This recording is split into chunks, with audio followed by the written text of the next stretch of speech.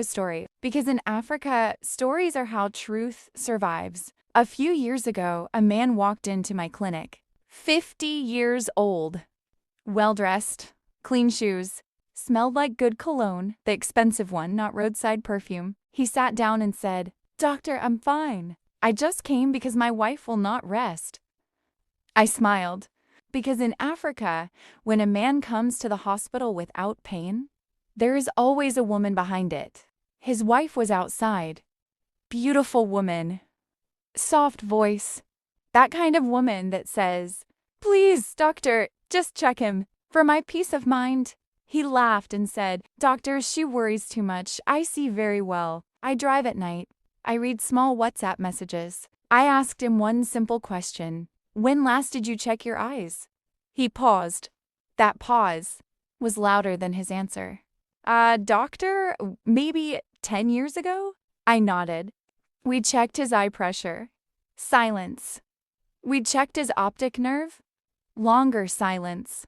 We ran a visual field test. That's when the room changed. Because glaucoma is not dramatic. It doesn't shout.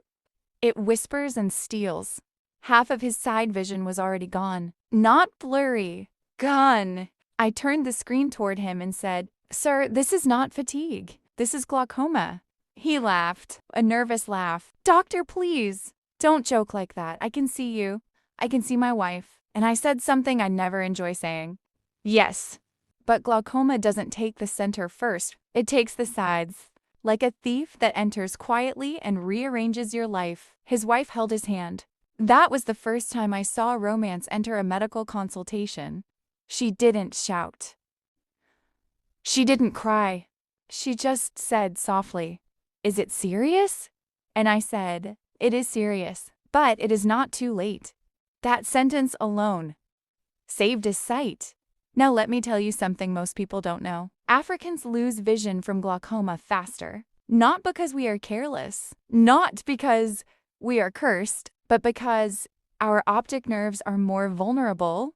Eye pressure damages us earlier, and we are taught to endure instead of examine. In Africa, pain is respected, but silence is ignored. Glaucoma loves silence. Let me make this simple. If glaucoma were a relationship, it would be the toxic one, the one that doesn't beat you, doesn't insult you, doesn't scream. It just slowly removes things you love, until one day you wake up and ask, "How did I get here?"